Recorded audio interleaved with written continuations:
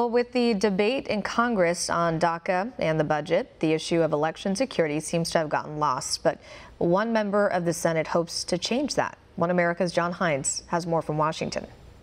Few of us will ever know what is discussed within the soundproof walls of the Senate Intelligence Committee. But one committee member has heard enough to want to fight to make election cybersecurity a top priority in the Senate this year. For the last year and a half in the Intelligence Committee, we've had conversations with our own government, going through data and information, seeing what has happened from outside actors trying to reach in and interfere with our system.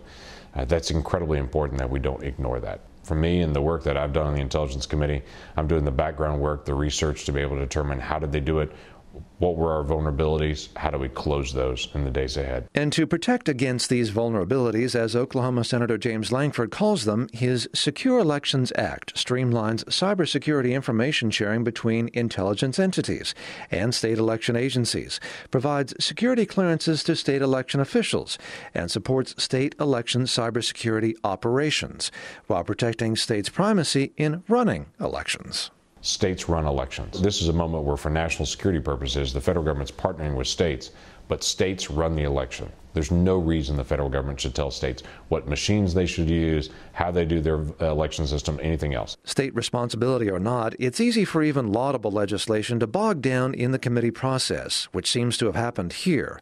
So Lankford hopes to bring his bill straight to the Senate floor, the sooner the better, since primary season in this election year has already begun. In the Senate, you get into these wonderful fights about committee jurisdictions rather than about actually solving the problem.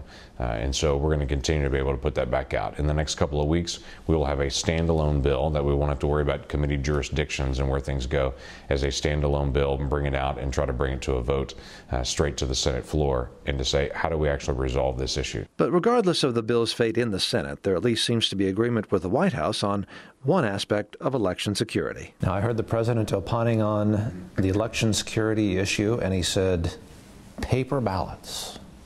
Talk about that, sir. It was a stunning comment to hear anyone say paper ballots, because that seems like that's a step backwards, except for when you're going to audit an election, you need to have two ways to be able to audit it and verify. So there's some of those technologically advanced machines that you can touch it and go through your voting time, but it also prints a paper receipt at the same time. With this election year underway, Lankford's sense of urgency to ensure election security may be well placed.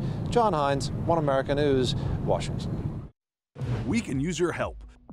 Call your cable provider and kindly demand that One America News is added to your lineup. Call today.